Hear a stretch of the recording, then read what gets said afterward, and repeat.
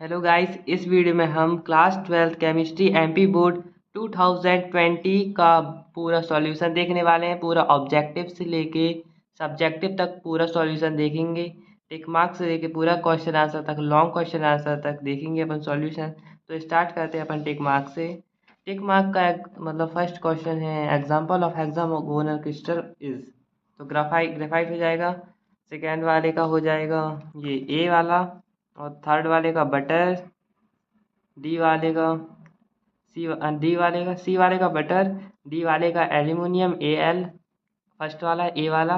और ई का oxidation state of the iron is ये बी 2। ओके। और इसी के फिर इन द ब्लैंक्स की बारी। फिर इन द ब्लैंक्स का ऑप्शन यानी क्वेश्चन ये रहा और आंसर ये C. Vitamin C is found in amla, और इसका लिक्विड मेटल है मरकरी। और neoprene is the synthetic rubber. Coagulation of is remove to reserve peptization. The oxidation state of the phosphorus is ortho phosphoric. In ortho phosphoric acid is 3+। Okay. और Schottky defect in NaCl। और ऐसे उसी के सामने पूरे matching के पूरे answer उसी के सामने लिखे हैं, तो आप देख लीजिए। और ग्रुप क्या क्वेश्चन नंबर 4 का true false. Question number 4 true false था। ट्रू फॉल्स के अपन ने आंसर लिख दिए उसी के पास ही। फर्स्ट का फॉल्स, सेकेंड का ट्रू, थर्ड का ट्रू, डी का यानी फोर्थ का ट्रू, फिफ्थ का false. Starch is a artificial polymer, तो इसका आंसर हो जाएगा फॉल्स। अब चलते हैं 2 नंबर वाले क्वेश्चन में। 2 नंबर वाले क्वेश्चन में क्वेश्चन नंबर 5 पहला क्वेश्चन है। पहले क्वेश्चन में पहले क्वेश्चन नंबर 5 में क्या पूछा था? मोल फ्रैक्शन की डेफिनेशन और फॉर्मूला लिख दिया गया है, और डिनोट भी कर दिया कि किस चीज़ को किस चीज़ से डिनोट किया गया है। और मोल फ्रैक्शन को अपन काई से डिनोट करते हैं, और काई का सिंबल ऐसा कुछ होता है एक्स टाइप का। तो मोल फ्रैक्शन को अपन ऐसे डिनोट करते हैं, एक्स टाइप का ऐसा सिंबल होता है काई। ओके। और एक्स को उसको काई ही कहते हैं, और एक्स टाइप का होता है। और ये मोलैरिटी की डेफिनेशन पूछी थी, फार्मूला लिख दिया अपन ने, पूरे 2 नंबर कंफर्म हो जाएंगे। और इसमें टिंडल इफेक्ट पूछा था, अपन ने टिंडल इफेक्ट लिख दिया है क्वेश्चन नंबर 6 में टिंडल इफेक्ट। और वाले में पेप्टाइजेशन पूछा था, लेकिन ये सिलेबस में नहीं है। टिंडल इफेक्ट भी मतलब सिलेबस में है नहीं, लेकिन क्वेश्चन आ जाता है, इसलिए मैंने इसका आंसर बता दिया। ऐसे कई सारे क्वेश्चन है जो ना मतलब सिलेबस ही में नहीं है।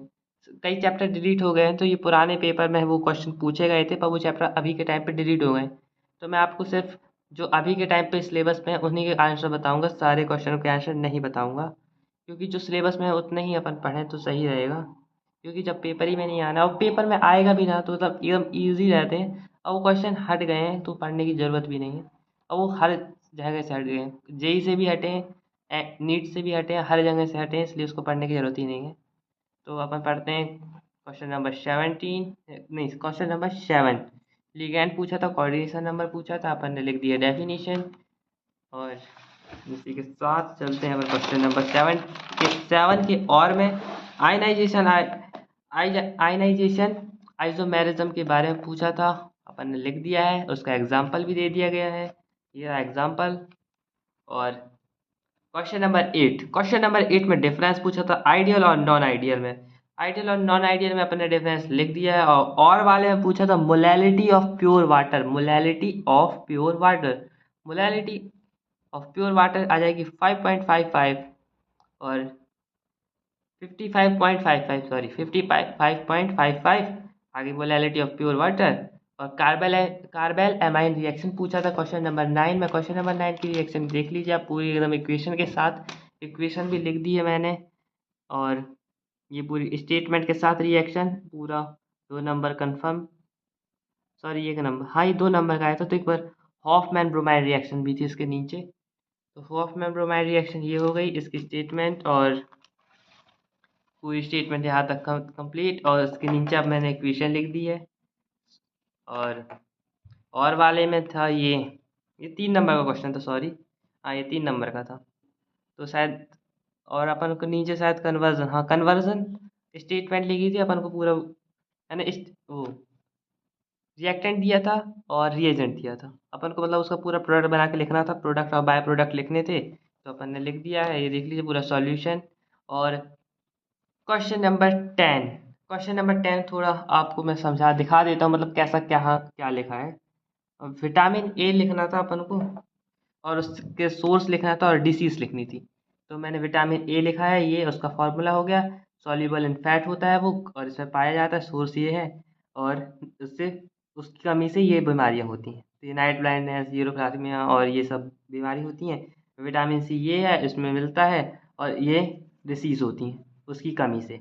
और विटामिन डी का लिखना था, तो विटामिन डी ये है, इसका केमिकल नेम ये है, और इसका विटामिन सी का केमिकल नेम ये है, विटामिन सी ए का केमिकल नेम ये है।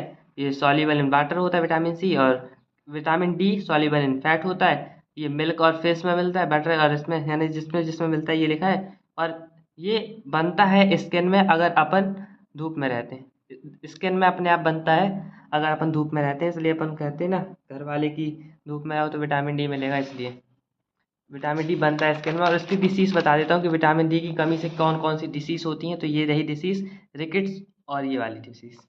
ओके, और इसी का 10th का और देख लेते हैं। डीएनए और आरएनए में डिफरेंस लिखना था, तो ये रहा डिफरेंस, एकदम छोटा सा डिफरेंस है। और हाफ लाइफ रिएक्शन लिखनी थी, क्वेश्चन नंबर 11 में हाफ लाइफ रिएक्शन लिख लीजिए, आप देख लीजिए। हाफ लाइफ रिएक्शन और प्रूफ लिखना था।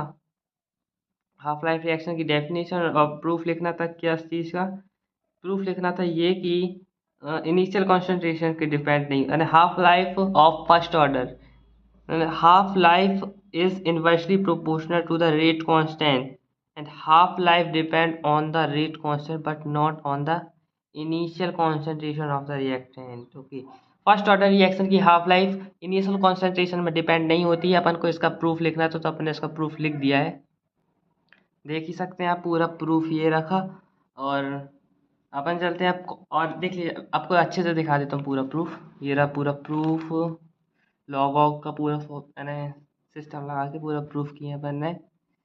टी हाफ को इसके इक्वल ले आया, और वाले की बारी अब।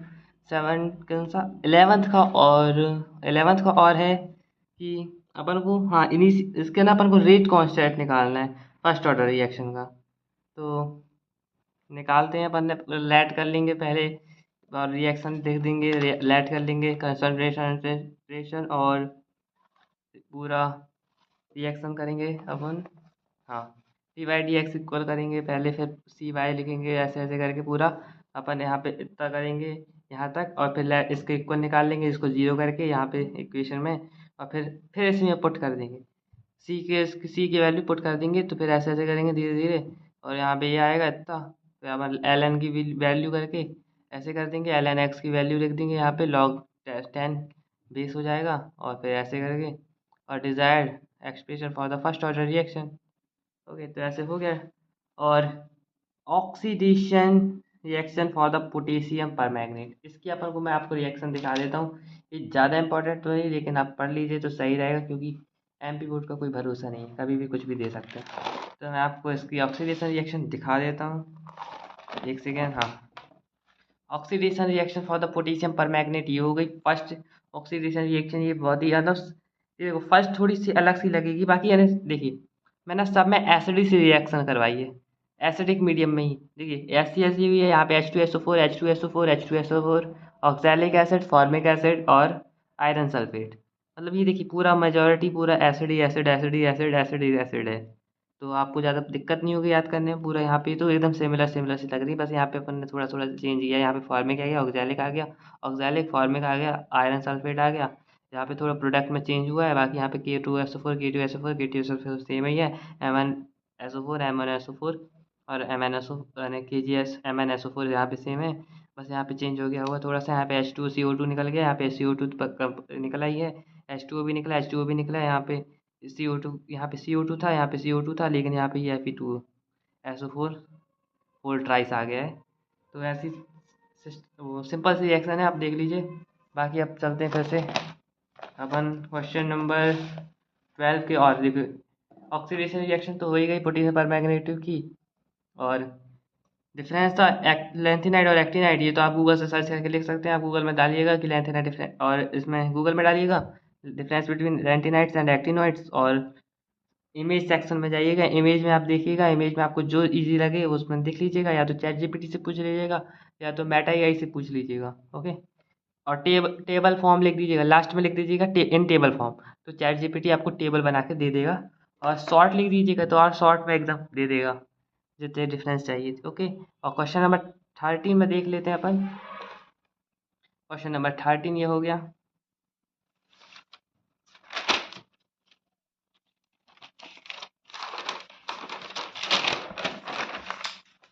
क्वेश्चन नंबर 13 इतना, और इतना सॉल्यूशन होगा। फिरौन लिखना था, फिरौन का अपन ने फिरौन के बारे में लिखना था स्टेटमेंट पूरी, तो ये रहा फॉर फिरौन का।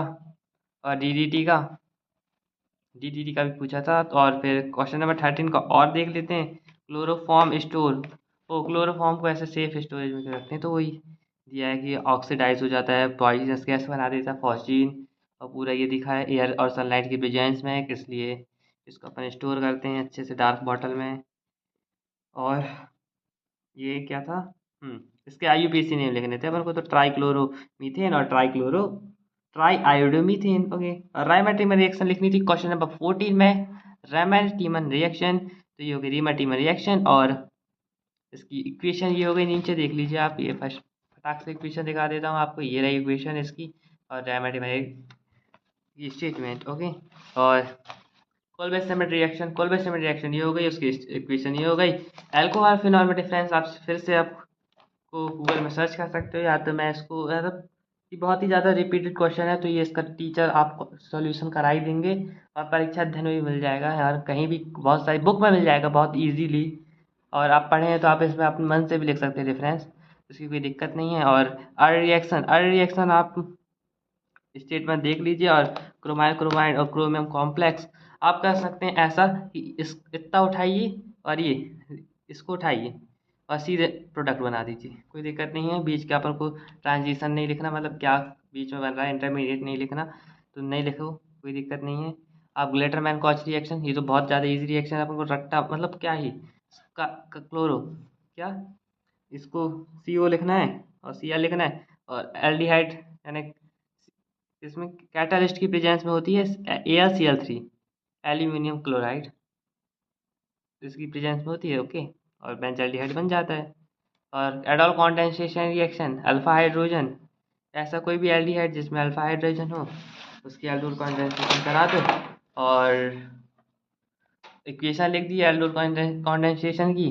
ये पूरा एल्डोल कॉन्डेंसेशन प्रोडक्ट बन चुका है, यहाँ पे लास्ट में देख लीजिए। और वाला में कौन कैरेंचेरो रिएक्शन लिखी थी, कैरेंचेरो रिएक्शन में अल्फा हाइड्रोजन होना इम्पॉर्टेंट है।